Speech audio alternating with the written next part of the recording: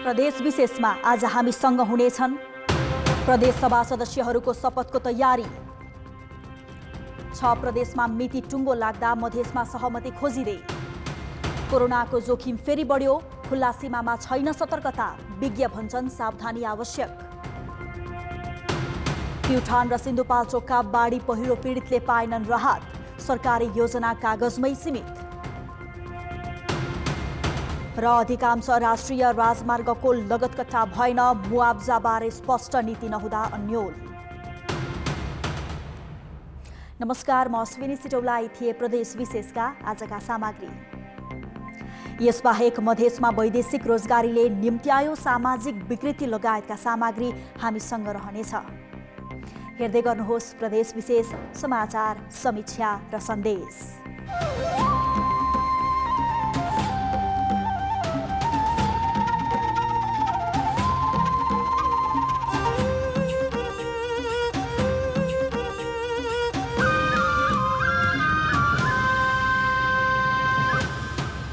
प्रदेश विशेष presented by Asian Paints। सुरुमा प्रदेश संक्षेप।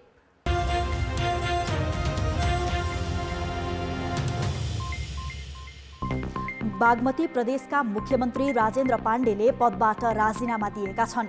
संघीय संसदमा निर्वाचित भएर शपथ ग्रहण गरेसँगै आज पाण्डेले प्रदेश प्रमुख समक्ष राजीनामा बुझाएका हुन्। मुख्यमन्त्रीबाट राजीनामा नदिई संघीय संसदको शपथ लिएको भन्दै उनको आलोचना हुँदै आएको थियो। राष्ट्रपति विद्यादेवी भण्डारीले पत्रकारिताको मर्यादामाथि प्रश्न उठ्न नदिने गरी समाचार सम्प्रेषण गर्न आग्रह गरेकी छन्। सुर्खेतमा नेपाल पत्रकार महासङ्घको साधारण सभाको उद्घाटन गर्दै राष्ट्रपति भण्डारीले पत्रकारितालाई स्वच्छ, निष्पक्ष, मर्यादित बनाउन आग्रह गरेकी हुन्। 5 वर्षमा 1 खर्ब 9 अर्ब 56 करोड रुपैयाँ बराबरको बजेट खर्च गरेको प्रदेश एक सरकारले आगामी सरकारको लागि करिब 20 अर्ब रुपैयाँ बराबरको दायित्व छोड्ने भएको छ। सीमित स्रोत साधनमा भए पनि आफ्नो निर्वाचन क्षेत्रमा बढी आयोजना पार्ने होडले आगामी सरकारमाथि 19 अर्ब 50 करोडको दायित्व थपिएको हो। बाजुरामा भुवा पर्व सुरु भएको छ। जिल्लावासीको दशैं तिहार पछिको अर्को ठूलो पर्व भुवा शुक्रबारदेखि सुरु भएको हो।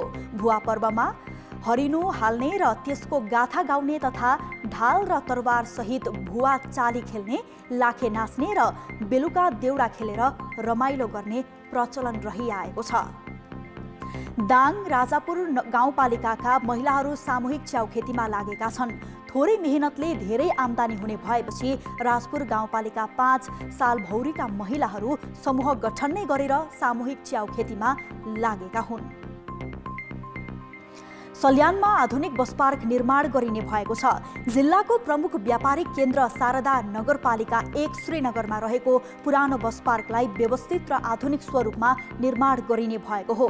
यसका लागि पहिलो चरणमा बस पार्क क्षेत्रको ऐलानी जग्गा ओगटी बनाइएका घर टहरा हटाउन नगरपालिकाले 35 दिने सार्वजनिक सूचना जारी गरेको छ।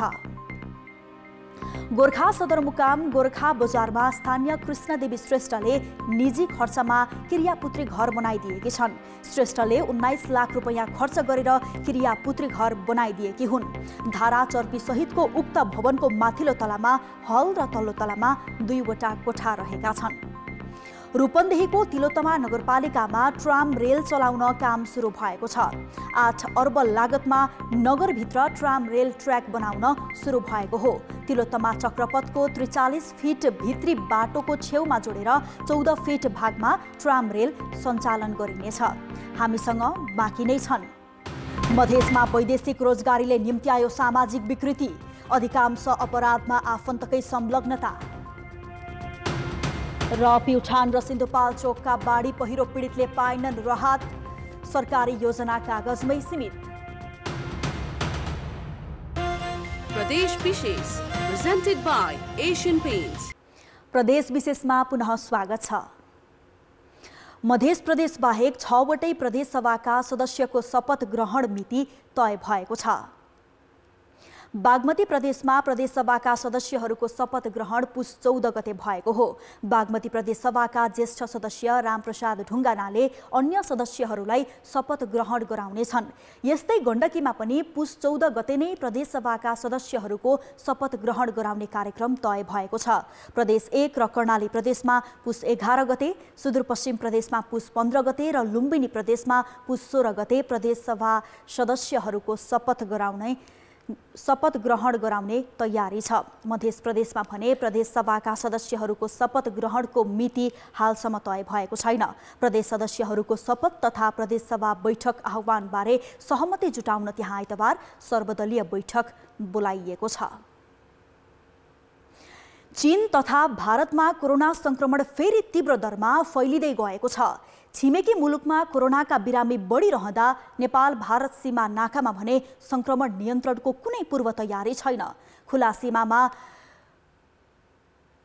बोरोकटोक आवतजावत चलिरहँदा नागरिकले पनि सावधानी अपनाउनु पर्छ भन्ने कुरा बिर्सिए जस्तै देखिन्छ।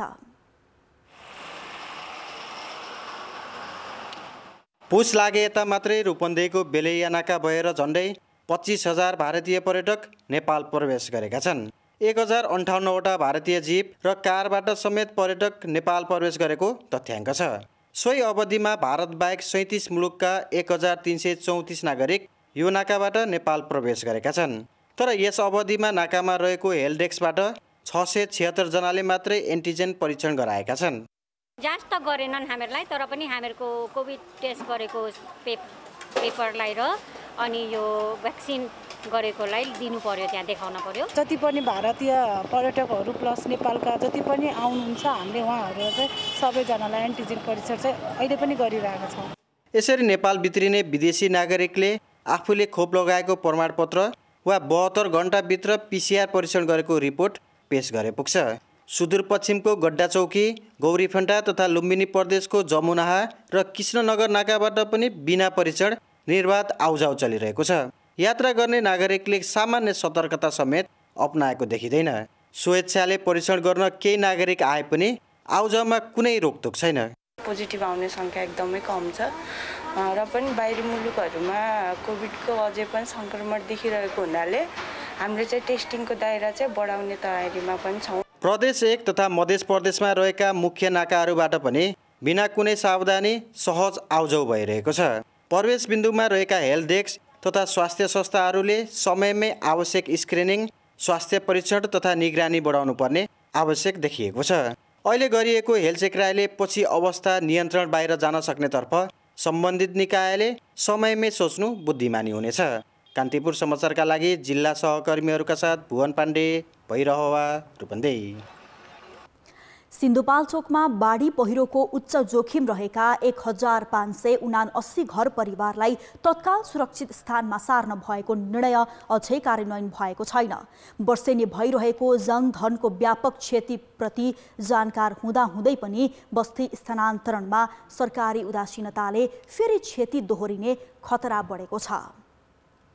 प्राकृतिक विपदबाट बल्ल तल्ल ज्यान जोगाएका पीडितलाई अझै पनि सरकारले सुरक्षित स्थानमा लान्छन् कि भन्ने आशा छ।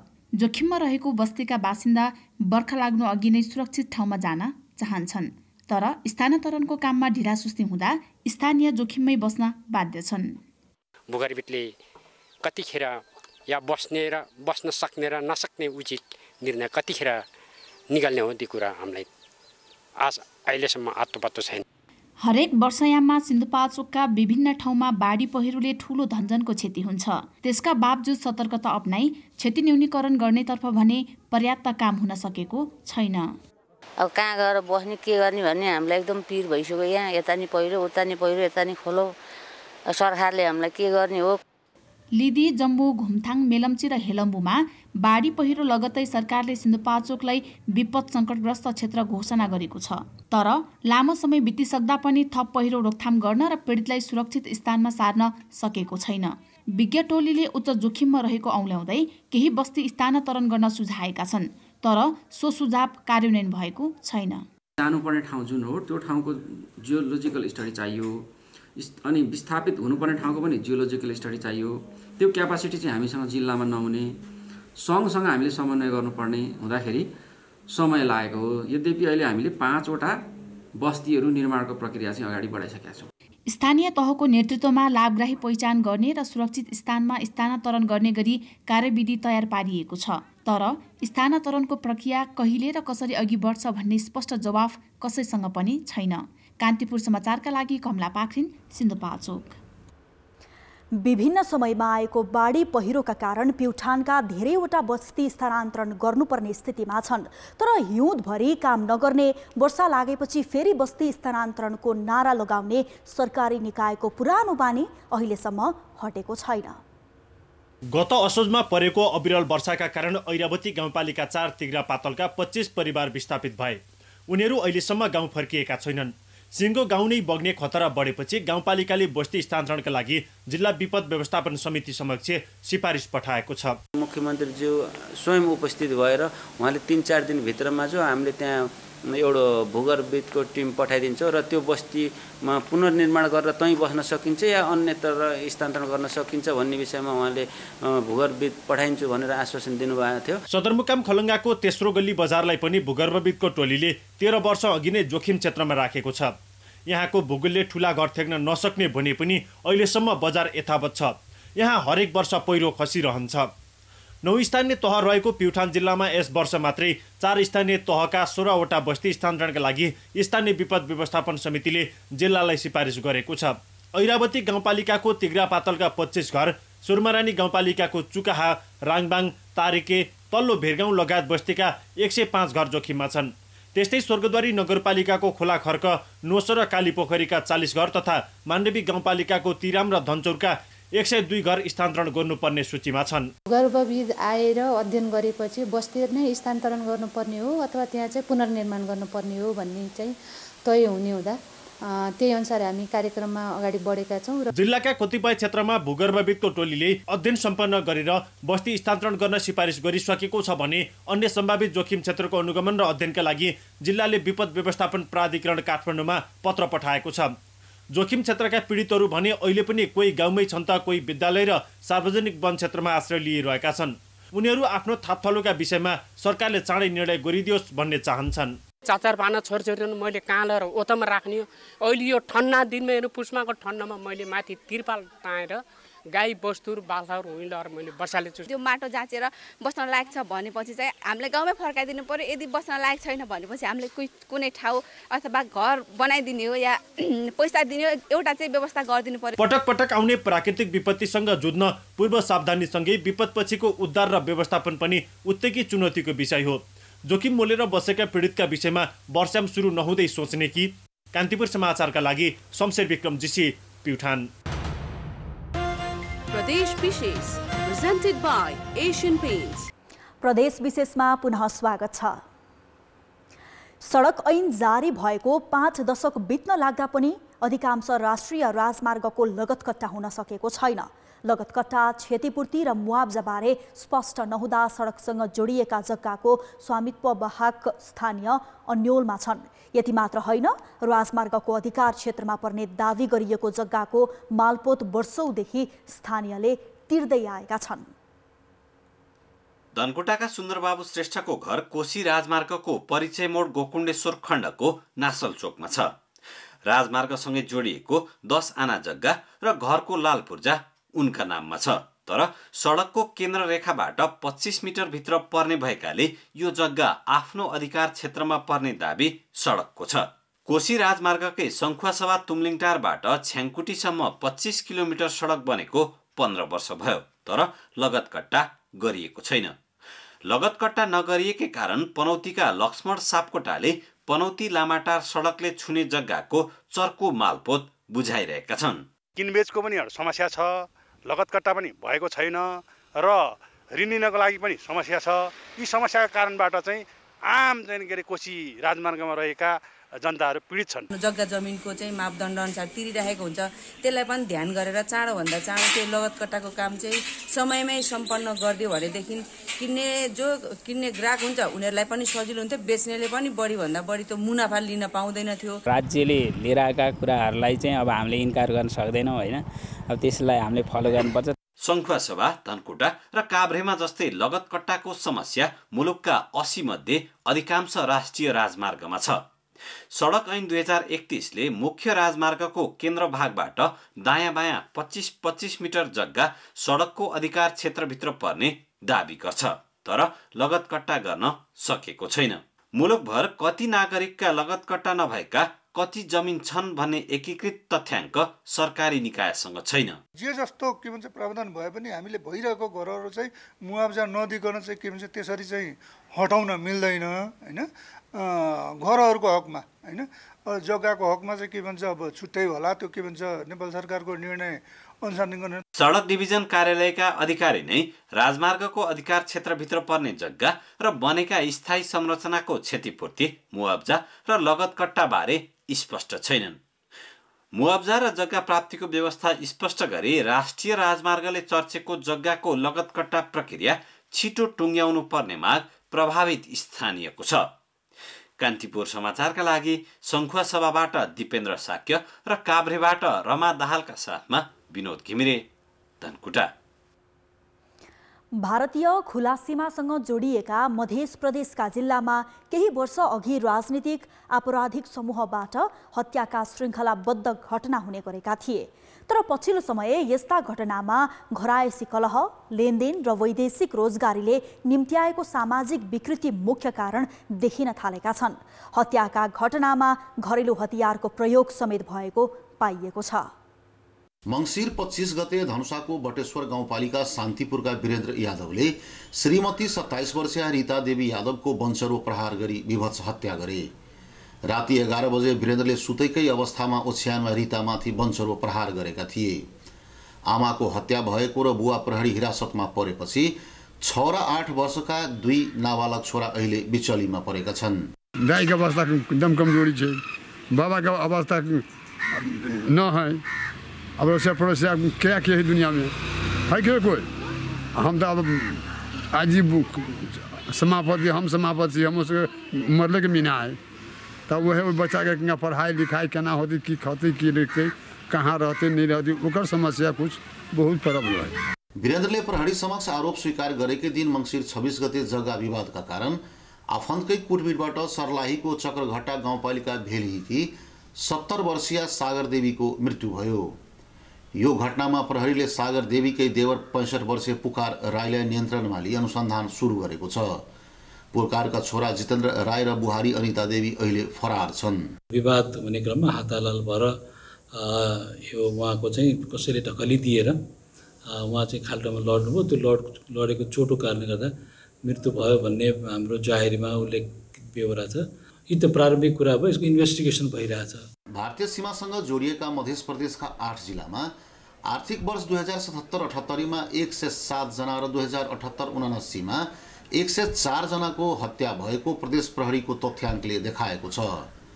मधेसमा किन बढिरहेका छन् हत्या हिंसाका यस्ता श्रृङ्खलाबद्ध घटना?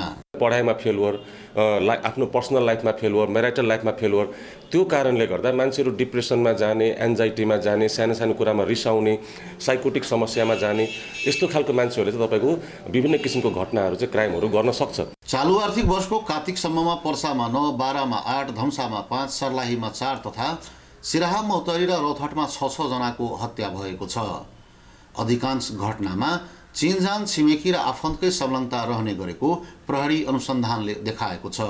जघन्य अपराधका यस्ता घटनाहरू हुन नदिन सरकारवालाहरूले सूक्ष्म अनुसन्धान गर्ने, समाधानका उपायहरू खोज्नु आवश्यक देखिन्छ। कान्तिपुर समाचारका लागि सर्लाहीबाट ओम प्रकाश ठाकुर र अमरकान्त ठाकुरका साथ अनिल मिश्र, जनकपुर धाम, धनुषा। प्रदेश विशेष अहिलेलाई सकियो। कान्तिपुर टेलिभिजन हेर्दै गर्नुहोला। नमस्ते।